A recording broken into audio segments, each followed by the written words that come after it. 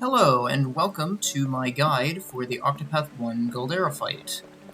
So this will not be scripted, and it'll be kind of a different format from other videos. Instead of being kind of designed for, here's how you do this every time, and you will always win. For this video, it'll be more as of, designed to, sort of, this is what you should, how you should approach the fight, how you should build your team, and so on and so forth. So I'll just go into the tavern here to kind of just show. So right now my team is built for phase 1 of the boss. So basically for phase 1 you need to have something that will deal with the souls, and which means you want strong AoE damage. So the best way to get that is to have a sorcerer. So I have a sorcerer. Also, these picks are not designed to be optimal, as shown by, I'm using Runelord Therion. Tressa, I'm not using Runelord Tressa, and I'm not using a lot of other things that are especially this phase 1, I guess. But basically, you want to have the sorcerer, and that she or he. Sorcerer basically give you all the AoE damage you need, or most of the AoE damage you need to kill the souls. Then you want a cleric as well to go with your sorcerer if you're using a sorcerer, which you probably should be. So you want to be using a sorcerer, and then you want a cleric to go with the sorcerer so that you can cast Aelfric's Auspices to get the double cast spells. Then the third thing you want is a double tomahawk user. So in this case, I have Cyrus. He has a double tomahawk equipped, and you will be using that to break the eye. And then you want some form of secondary damage. There's a lot of things that you can kind of fit into this phase 1. You want secondary damage, you want healing. Ideally, you want Doter's Charity. Doter's Charity is really good. So if you can fit that in there, it's really good, which is why I got Apothecary Cyrus here. And then you want some form of secondary damage. So there are a lot of things you could have for this. You could, if you wanted to, you could even do Brand's Blade, for example, or Aver's Reckoning. You probably want to have some form of secondary AoE too if your sorcerer is just a little bit too weak to kill the souls, like mine is. So Cyrus can cover that. So some good options for secondary damage. So you want something single target. So Balagar's Blade is a good option. I mentioned the 2 physical options, and you want to save your War Master for phase 2. So don't bring them. But the one I will be showing off is runes because it's probably the most complicated / unique, but you get a good payoff for it. So I think it's cool. So I'll kind of show the equipment builds. So basically, generally, on your sorcerer, you almost certainly will want the battle-tested staff for best elemental attack. Then you'll want some form of weapon that will increase damage dealt of the one type. So right now I have wind and fire. It doesn't really matter. I could have just one of these, but I have both because I just have the slots open. So then I'll kind of show how. So on your sorcerer, on your phase 1 characters, you want to be bringing Adamantine Shield because phase 1 is very heavy on elemental damage. Adamantine Shield is the best at elemental shield. Then on your sorcerer, you want this Adamantine Hat and Sorcerer's Robe combo because it's the most elemental attack you can get. And then you can use mixes of elemental augmenters and mental belts to increase your elemental attack. So you want your elemental attack as close to 999 as possible. Since I'm going runes, I'm going to be kind of more spreading out my elemental attack equipment, but you can just get away with just slapping 2 augmenters on here for the easy 999. So now, what would I show? I guess this is kind of how a double tomahawk user would normally look like. So you have this double tomahawk. I guess Therion, normally you wouldn't give your Runelord a double tomahawk, but in my case, since my Runelord is more of a support, I'm going to be setting up runes. I think the double tomahawk is a decent play on them. Besides, there's 2 of them, so I actually have 2 double tomahawk users. You don't really get much value out of the double tomahawk in phase 2. So in phase 1, it's very nice to have access to it, basically.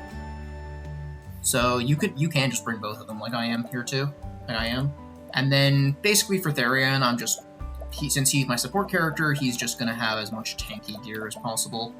This isn't even like the best tanky gear you could have. Like I could give him a second Robe of the Flame, for example, because you want to prioritize that elemental defense, but this is good enough. So that is kind of how my Phase 1 team is built. Oh, right, I kind of have to show my support skills. So this is kind of a standard Sorcerer build. So you want to have your Surpassing power, obviously, so you can break the cap.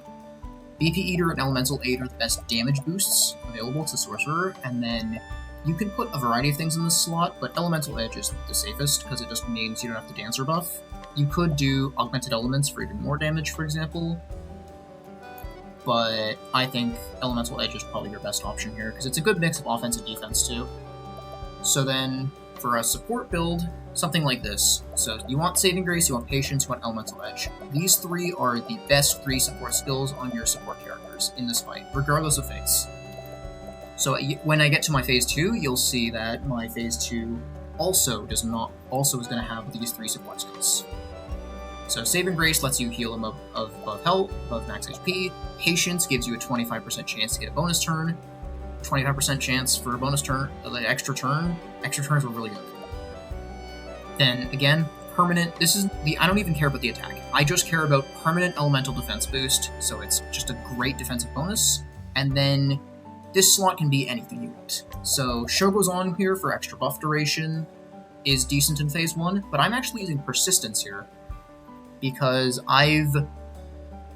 since I'm going to be using Doter's Charity, generally if you're planning to use Doter's Charity, you want to have one character in mind that you want to buff with it, and I figured that Therion is probably my best target for it, because the other characters will be more busy. So because Therion's the best target, because I figure Therion's a good target, I give him Persistence, so he gets an extra return of the buff. So then, for the other 3, since I'll just kind of show you how a rune damage build works. So for a rune damage build, you want Surpassing Power, Elemental Aid, and Elemental Edge. These are the 3 essential ones. The difference why you don't want BP Eater is that BP Eater, of course, doesn't work on runes.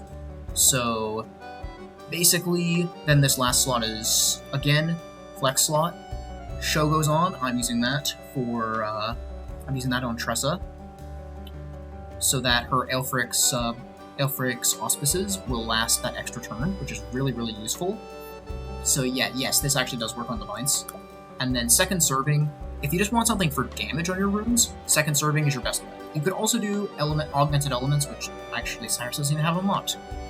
But you could do Augmented Elements for more consistent damage, but this is the best damage overall, because getting a second attack gets you a second rune, so it's literally double damage. So it's a 50% chance to double your damage, which I'll take that trade. And that is kind of how my Phase 1 team is structured, so I'll now show my Phase 2 team. So this is Phase 2. So Phase 2, the main things you want is you want a War Master for extra damage. You want a War Master. Also, I have all my characters level 60. You probably don't need all your characters level 60, but level 60 is a good kind of stopping point in my opinion, and I would say make your your damage dealers. In my case, I have 4 of them because I'm doing rune strats, but usually you're going to probably have 2 to 3. So your Sorcerer, your War Master, and then whoever your secondary DPS is in Phase 1. Oh right, I forgot the other part of secondary DPS in Phase 1 is a Scholar. So you can Scholar buff your Sorcerer and then do even more damage. But you have... So basically, you want your damage, the characters who will be dealing damage, you want to be at a higher level, basically. Support characters don't really matter levels as much, because you're just going to put a bunch of tank gear on them. So now for War Master, this is, in my opinion, the best way to build it. Also for Phase 2, instead of going Adamantine Shield, since there is a decent amount of physical damage in this phase, you want to use the Force Shield instead. It's a more well-rounded shield. So for War Master, my opinion, the best way to build it is you use a Hypnos Crown and a Robe of the Dragon Princess. So the Dragon Princess robe gives you it gives you 129 bonus crit, which is really nice. getting pretty close to that 500 benchmark. That lets you land crits guaranteed on Galdera, especially with a lot of these weapons, which do boost crit.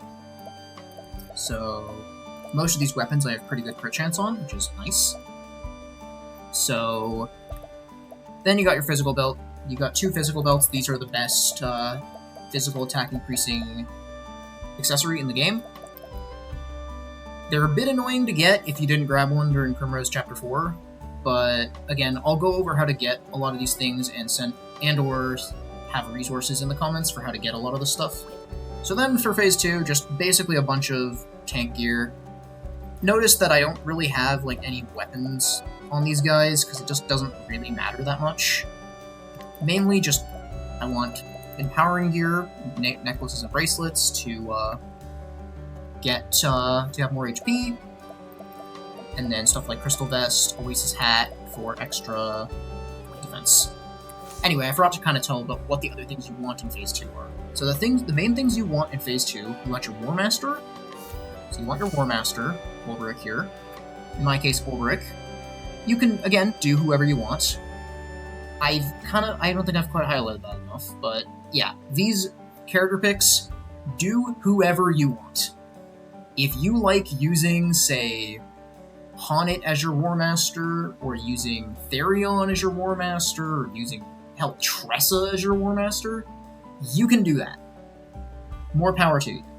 I'm also not going to be using any nuts for this guide, but if there's a character, say, for example, like, let's say for Ulrich, if I had given him a ton of my fortifying nuts, if there's a character that you've given a ton of fortifying nuts to, which is the physical attack increasing nut, you want them to be your War Master, because, as you can see here, even with all the physical belts, Ulrich is nowhere close to 999 physical attack, so those nuts help a ton. So, the things you mainly want is you want your War Master, and then you want the rest of your party so that you can stay alive. So you want a healer. So the number 2 priority is you want a healer. And in my case, so I have 2 of them, because I figured that I might as well add 2 of them. So either Alphen or a cleric with good elemental defense, because healing scales off of elemental defense. So you want your War Master, and then the other thing you need is you want a hunter, both for Leghold Trap and for Arrow Storm. Ideally, you actually might even want 2 hunters or 2 characters with access to Leghold Trap. Alphen also actually has access to Leghold Trap, which is quite nice. You can get away with 1, I think it'd be fine, but having 2 can be nice. Basically, and then basically just add whatever other defensive measures you think are a good idea. Also, as far as subjobs go, you definitely want someone in this party to be a thief. It doesn't matter who. Unless they're your War Master. If you have Therion War Master, make someone else a thief. Same where if you have Honnet War Master, you probably want a second hunter. Because your War Master is often going to be doing damage. They won't have time to set up debuffs. So that's right. And then some other kind of defensive measures you can add. You could add Alphen. Alphen Concoct. I really, really like it. It's really versatile, and if you know what it can do, it's really useful. So I'm bringing Alphen. But you could bring stuff like Runelord Tressa. You could also bring stuff like specific hired NPCs. Like I have one here for full enfeeblement. I'd highly, highly recommend. If Primrose or Ophelia is in your party, you bring a full enfeeblement NPC. You could bring one to Phase 1 too, but Phase 2 it is way more useful. So, and then I'll show how these characters are built. So, for your War Master, the way you want to build them is Surpassing Power, BP Eater, Physical Prowess, and Saving Grace. These 3 are the best for damage, obviously, and then Saving Grace is... You could put Elemental Edge here instead of Saving Grace. Basically, you just want something to help you survive, and Saving Grace is, in my opinion, the best one for it, because... Especially, like, if your War Master happens to die, you can then use an Olive and revive them on 9,000 health, which is insane. So then on these characters, I mentioned Saving Grace, Patience, and an Elemental Edge. These are, again, super, super useful, so all 3 of them have it. But again, this last slot can be literally whatever you want. Physical Prowess is a nice For Phase 2, I'd recommend having this slot just be something that helps you survive more. So Physical Prowess is great for that. Hang Tough is also great for that, and it's much cheaper on the JP. So if you don't want to dump 10k JP to get Physical Prowess, just put Hang Tough here and you'll do fine. Elemental Edge is still the most important though. Elemental Edge and Saving Grace are the most important, and then Patience is broken, so you gotta put Patience on there. I'm just trying to think. Oh right, and then Elemental Defense gear. I have like a bunch of I have another Hypnos Crown. You can also use an Adamantine Hat for there, but there's only three of them in the game, and since I'm using rune strats, all my 3 rune guys were using it, so... But Robe of the Flame, best elemental defense again, then Power Necklace for extra HP, and then I'm using a Blessed Blazon just so I have that extra little elemental defense. I say little, and it's plus 100, but I have 900 elemental defense, which will let me heal a lot, which is great. Alphen doesn't really need to care about his elemental defense if you're using him as your healer, because his healing is Concoct, and it isn't... I will say, if you're using Alphen, don't make him your cleric. Make someone else your cleric if you're using a cleric in this phase. If you're using a cleric and Alphen, make them 2 separate characters. And also, regarding Runelord Tressa. Runelord Tressa is if you do want to do sidestep strats, it's pretty nice in phase 2.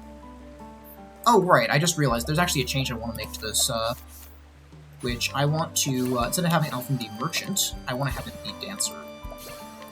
Because I think Seal Teeth Seduction is useful.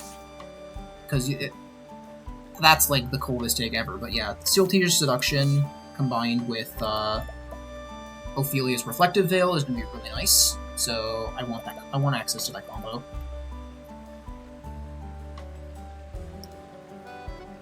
And as far as other sub-jobs go, just try to have all 3 of these guys have, ideally, a dagger as a weapon, but a bow or a spear can work too, but basically, you just want a weapon type that can hit Galdera. So, bow hit Galdera's body. So, bow, spear, dagger. Ideally dagger, because he'd lock together 2 weaknesses, but... yeah. And then Starseer, there isn't really any special reason I'm bringing it. It gives dagger access. Starseer has some useful supportive tools like divination that you might see me use from time to time. So, with that said, I'm going to swap my party back. So, however, I want to bring a specific party to the gate. So, since the Gate of Finis actually levels you up quite a bit, like the Gate of Finis bosses will drop a ton of XP, I actually want to do that. So you want to bring all your damage dealers to the Gate of Finis. So now I'm going to teleport. Now that I've kind of explained the sort of team building, I'll actually go over the fight itself. So one thing for the gate that I will. I'll just walk to the gate first before explaining it. But anyway, the gate bosses drop a lot of XP, so you want to take advantage of that. So the best way to take advantage of that is you're going to want to use the Captain's Badge, which gives you 50% extra XP. So I know that Tressa is not going to be doing much attacking in the gate, so I'm going to do that. I'm going to give her the Captain's Badge, and I'm going to give Olberic extra experience. I'm just giving extra experience. Also, Boost Start. Actually, I don't think Boost Start's needed. I was gonna say use Boost Start, but don't bother. Honestly, don't bother. Actually, I'm gonna keep BP Eater on. So I'll just put extra experience on here. So I had extra experience here. That should be fine. I'm just trying to think. Yeah, that'll be fine.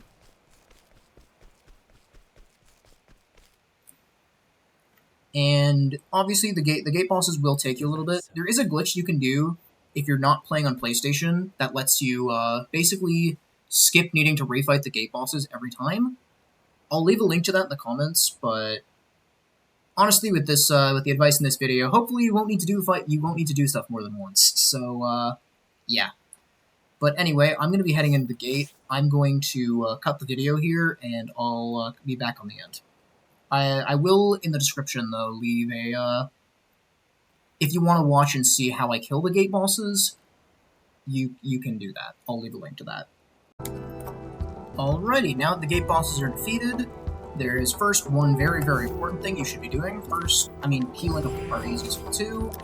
Healing up, refilling SP, but the most important thing is that you had XP bonuses on. If you're following my instructions, you had XP bonuses on, so now you want to take them off. It's really important. Just make sure everything is the way you set it up. So I know for a fact, that the other things I did is I put extra experience on you, and I put Captain's Badge on you. So I'll do that. So, again, just double check your gear. You can double check your gear just in case. You can also, like... Oh, wait. I'll just go into this next room. You can also, swap in your party here. You can do equipment. Just, double check that your equipment is what it should be. Like, all my War Master gear is on. You got your double tomahawk. You have your defensive gear. You have your defensive gear. So now I can put Therion in, like that. So now my two parties are assembled, and it is ready. I am ready to fight the boss.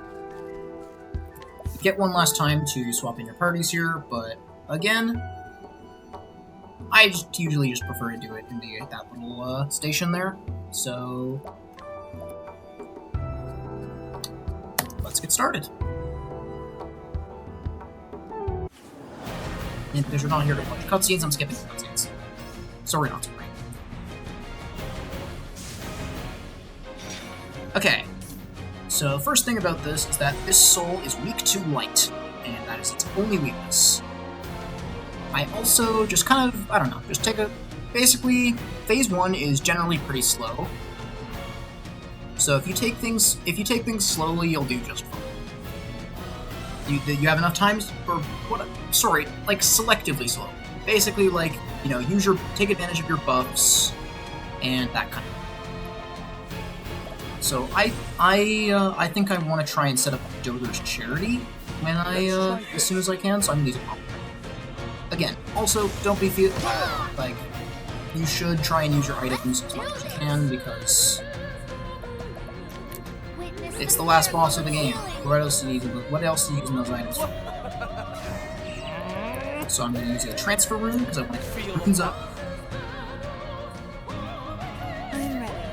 And generally, I could break right here, but I want to break it next turn. Like a patience proc.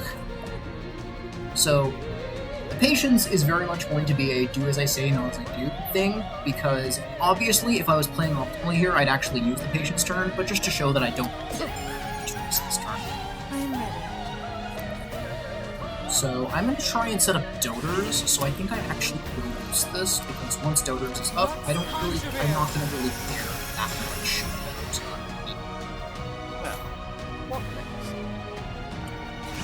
So I'm going to set up Doters, Therion,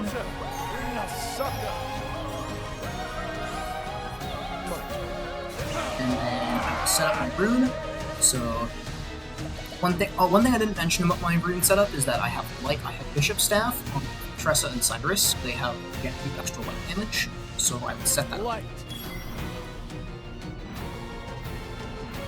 But if you weren't using rune setups, you could maybe try and set up your Fritz Auspices, or I don't know, just kind of stall out here. So if I'm looking at the turn order here, I actually don't really need to heal because Therion will be acting next turn, and I can just heal up with a Vitalizing Gem, so I'm gonna do that. So I'm trying to think if there's anything. I guess I can use a Reflective Veil for Rose, I guess. Sure. Doesn't really matter.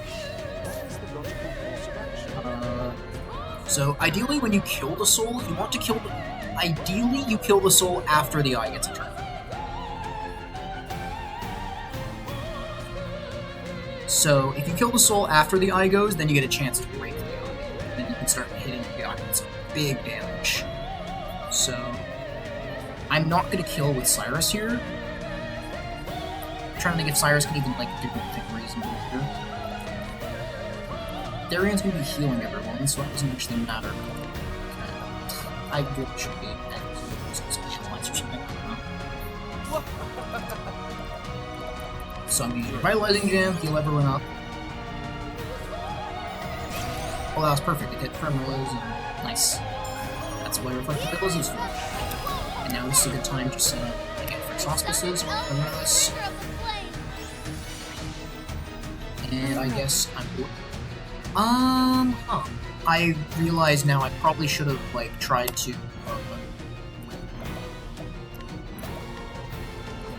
I think I just a stab attack kills this, so let's do that. I realize now I should have defended with Cyrus to go before the eye, and then I could have skipped this.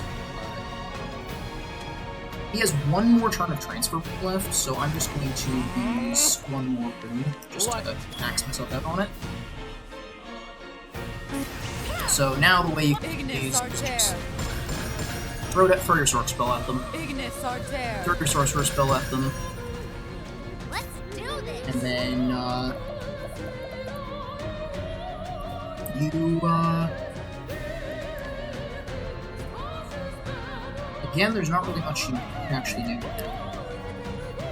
I guess I'll just because Cyrus actually has a neat little thing I can do.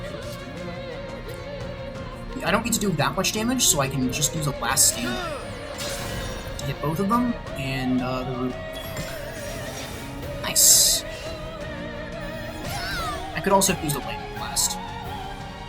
So now, once I've killed these first 2 rounds of souls, I've kind of shown how you go right now to kill the souls. I'm pretty sure next turn the boss will try and clear my buffs. I'm also gonna just throw Aelfrix again, because I want that later. And I have one more turn of Galdera, so I'm just gonna use that. But the boss is gonna try and clear my buffs next turn, so I'm gonna do like beyond boundaries. So I want to break the boss where that happens. Beyond boundaries. I'm just using this I don't even need. It's just kind of nice, extra damage kind of thing. And then I can break next turn by defending with Cyrus. Again, I'll waste this. Oh, 2 shields, nice. But let's just assume I didn't need to do that. But then this is where you use your double tomahawk. So, technically the optimal play here would be using the staff, but I'll show double tomahawk here. That still does pretty major damage. Unfortunate timing for the second serving proc. Would have liked that to have that on a better thing. But now I can basically just... So, Tressa... Oh yeah, when you're using runes, you want to be attacking with your highest... whatever your strongest elemental attack weapon is. So for Tressa, that's the Trade-Wind Spear. So I can do this. Out of my way. My runes are going to last me a good while, so I don't really think it's that important to try and set them up again. At least not right now. Tressa's a bit low health though, so I'm going to heal her.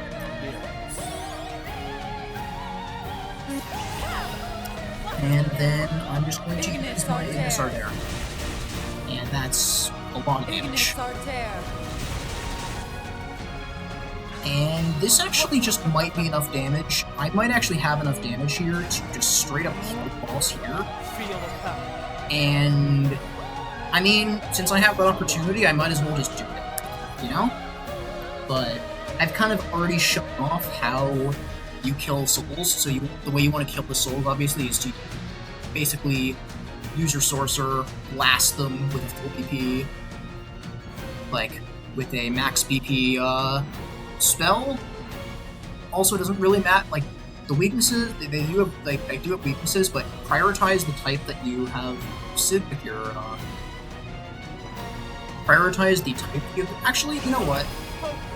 I was just gonna say that because I was planning on just killing the boss. Actually, no. I'm full sending it.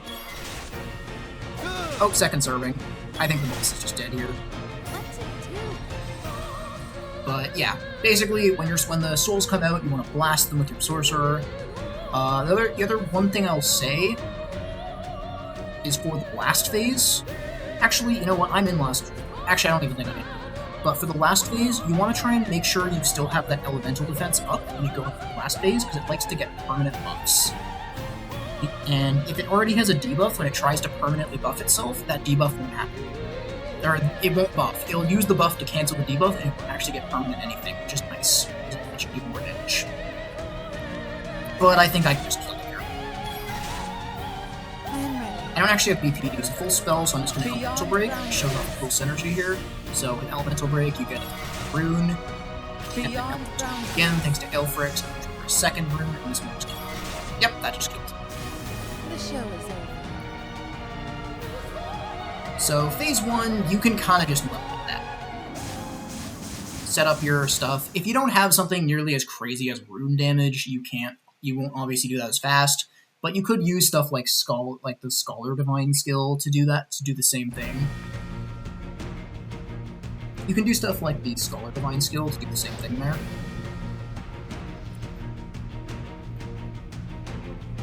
But anyway, so phase 2. The single most important thing you want to be doing in phase 2 is to not die on the first turn. So, the first turn is brutal, and if your team isn't well built and or you get unlucky, you can just die here. And my turn order is not good. I will say that. This is like one of the worst turn orders I could get. So, the things you want to be doing on turn 1. So, the most dangerous component, I don't want to do this, I don't want to accidentally attack, but the most dangerous component is the Maw. So that little mouth in the center with, So the Maw is really dangerous. It's a spellcaster, it has a lot of powerful spells, and the main danger of the first turn is Lie Black, so the bottom component, she will buff the elemental attack of the Maw. And obviously that's not good when this thing is about to launch a really powerful spell. So, basically what you want to try and do is, before the Maw gets to go, you want to try and heal your party. So use an overheal, so give your party that overhealth with this if you have Saving Grace. If you don't have Saving Grace, like if you went for the Elemental Edge on Brick kind of thing, if you went with that approach, just kind of go more all out. But the other one thing I will say is that Lie Black actually won't buff the Maw if you have chipped, like if you have knocked a few shields off it. So if I had Honic first, I could Arrow Storm it, and it would knock 3 shields off. I could do a similar thing if I could set up a Winahill's Battlecry in time, but unfortunately I'm not able to do that. So what I'm going to do, since I'm not able to knock the 3 shields off, I won't be able to prevent the Maw from getting buffed. What I will be able to do, since I can see Ophelia is going before the Maw, I'm going to give her BP so that she can do a really massive heal, and then I can hopefully survive the onslaught. If I had even worse turn order and Ophelia was after the Maw too, what I could also do is just use Revitalizing Jam on them. These other guys are pretty tanky, so they will probably survive, but this Revitalizing Jam gives Ulrich kind of both the fuel he needs to use Winahill's Battlecry, and the BP he needs to use Winahill's Battlecry, but also overheals him. But I'm just going to go with the safe play and do this.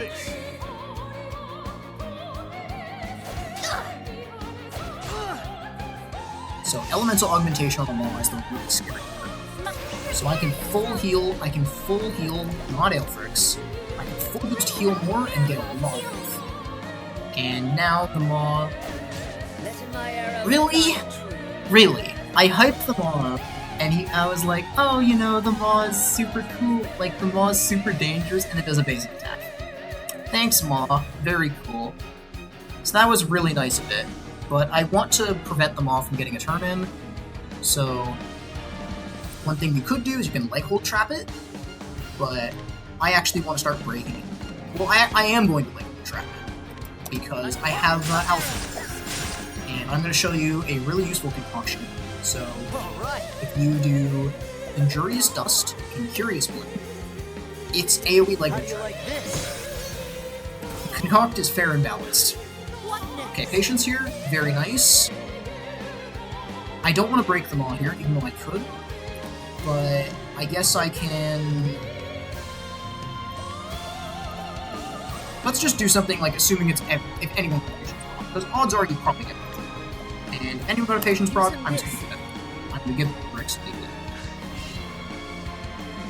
Okay, when Galdera says he's eyeing you forbiddingly, that means next turn he's either going to wipe all of the debuffs that he has, or wipe all of your buffs.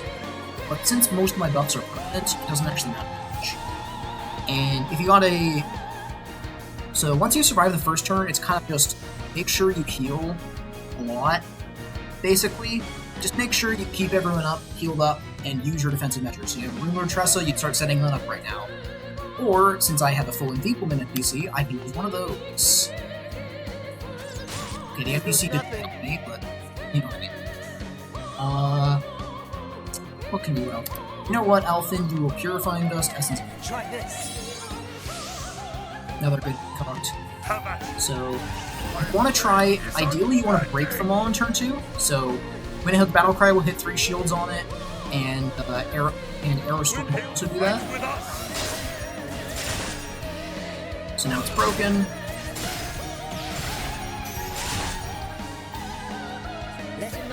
And then I want to, so again, there's other things I can do too, but I think I'm going to try and shackle the blade.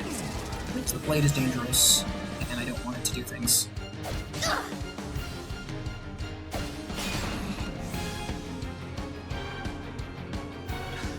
What next? Okay. Another patience proc. I'm just gonna waste this one.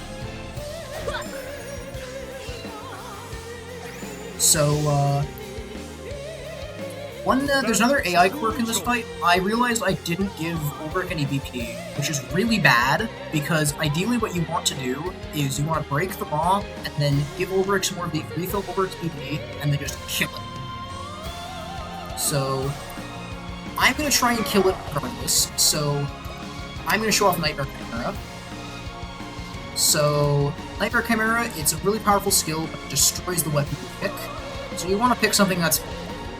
I mean, if you don't care about any of your weapons, just destroy them. But it just only picks your inventory. Destroy anything you have. So, I think a good candidate for this is the Master's Sphere, because you can get multiple of them, and they have high attack. Same with, like, Death Cleavers, like that too. So I'm going to throw this at the ball and hope this is perfect. Alright. So, ideally I would have actually... Oh my god. Classic. I had to reload a save in doing this, and in doing so, I don't actually have Alpha Dancer anymore. So, I don't ever actually can show off when I would use Siltige. I guess I can say it. But, yeah, that's a little unfortunate. I'm just going to do over. Try this.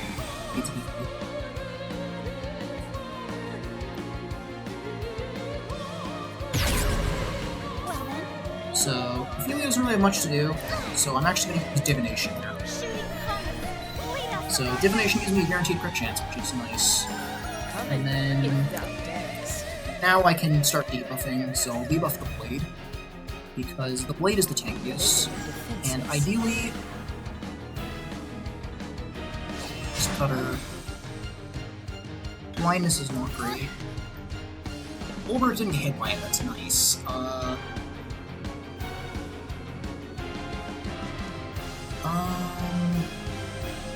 I'm gonna waste this proc. Ooh, but that's actually huge. Shackle Foe is pointless then. But some Armour Cursor is. But anyway.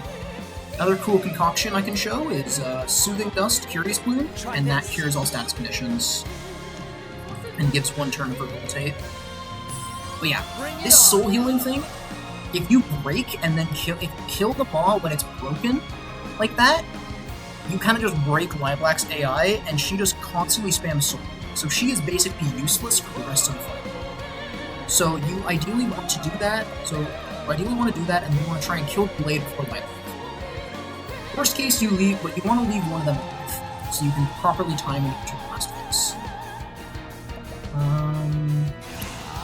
I don't want Ulrich to get status, so I'm gonna overheat him. He's got BP already, so it doesn't really matter what I do here. This has been a really nice Galdera. Usually he's more mean than this. I guess it was just the fact that Maw attacked me instead of like actually trying to do spells and stuff. Reflective Veil's also useful. I'll maybe save that for later. Actually, again, Ulrich's the least tanky, so I want to put it on him. Another full enfeeblement is nice.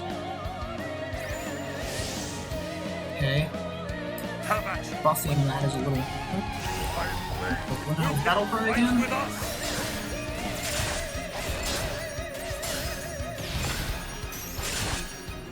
Okay. Ooh, that is not ideal. You don't want to see Robe Strikes. Robe Strikes, that's a character to 1 HP. So if you get hit with that, you just do the refreshing. Or vitamins. This is refreshing. Using this. Here goes nothing. Patience proc can always just to show that I don't need it. Okay, so I've just all those status effects I just set up. I'll do my best. Okay, right now I notice I need to heal because some of my party members have lost their overheal, but I also noticed, but generally when you want to overheal, you want to do as much PP as possible, and since I'm pretty safe on this turn, I won't bother with doing that right now, so I'm vitalizing instead. Okay, this NPC is popping off. Let's go. So,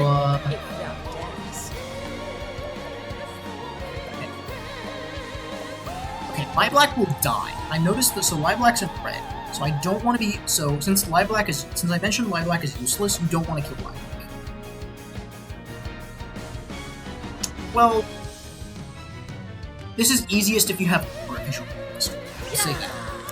I'll take aim just to get that accuracy boost. But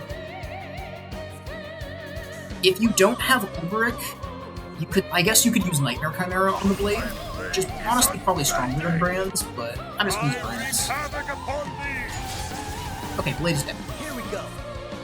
So now, basically, you want to look for a turn order where you can kill Lilac. You want to look for a turn order where you can kill the remaining part, and then you see the bumpy. So look at the turn order so next turn is actually perfect for these conditions. So notice that on next turn, notice that Ulrich is before the body. I'll just go to next turn just to show why it's so good. And I'll list this. Okay. Okay, the evasion buff is not nice. But basically, the reason why it's so nice is this turn order. The reason why this turn order is nice is that I basically can kill the ball. Want to have Ulrich, so you want to look at both this turn and next turn, and you want to kind of have the sandwich of Ulrich, then the boss, and then one of your like trappers. So in my case, I can see Ulrich, then the boss, and then both of my like trappers. So ideally, this just kills my.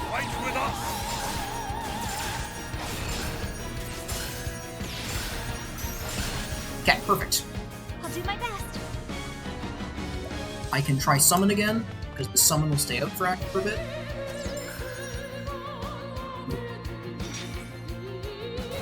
Okay, so now this is the final phase, and the reason you want one of your Lightning Trap users ready is because you want to break these. I'm going to defend here just to assume worst case that I just have one Lightning. But you want to try and Lightning Trap the boss, because then you want to try and break as soon as possible. Here goes nothing. So you can use spear, use dagger, you can use bow. Also, you get a full BP refill when you break. So, okay. So I realized I probably should have used armor corrosive there, but it's fine because I'm probably just gonna get the proc thing. I'll have over it.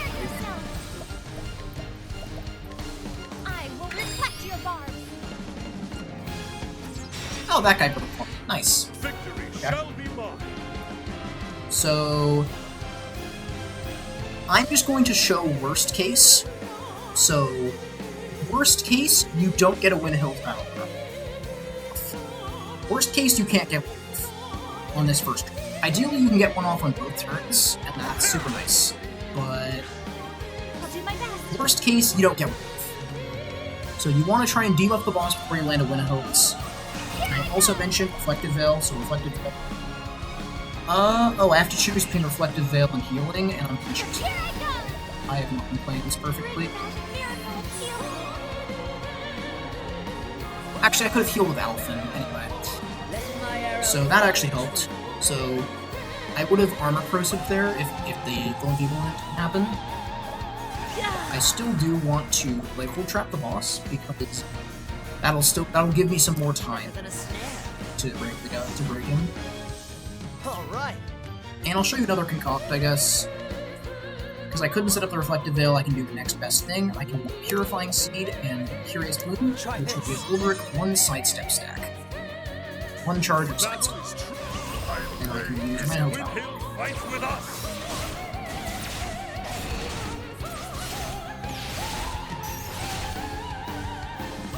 So, this is okay. Sonnet goes here. I would have debuffed the boss here, but I'll just press the button.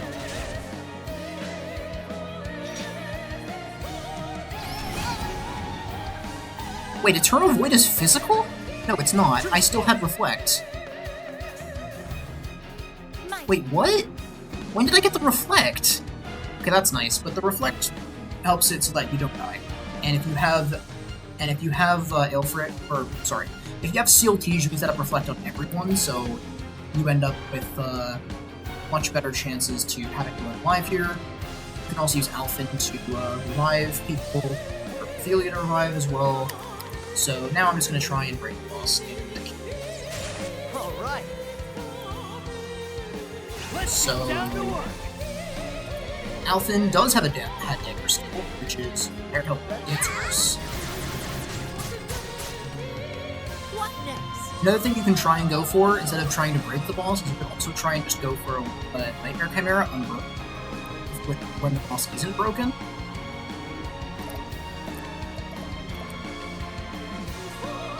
But I'm going to play this. Armor Corrosive. Victory shall be Well, mine! I guess I can. I will not be defeated. And then I'm going to try and break the boss early in next turn. So, Bring it on. All did I right. get like a blind or anything out of it? I guess I'll do High Answers again. And then I'll use Ophelia to break.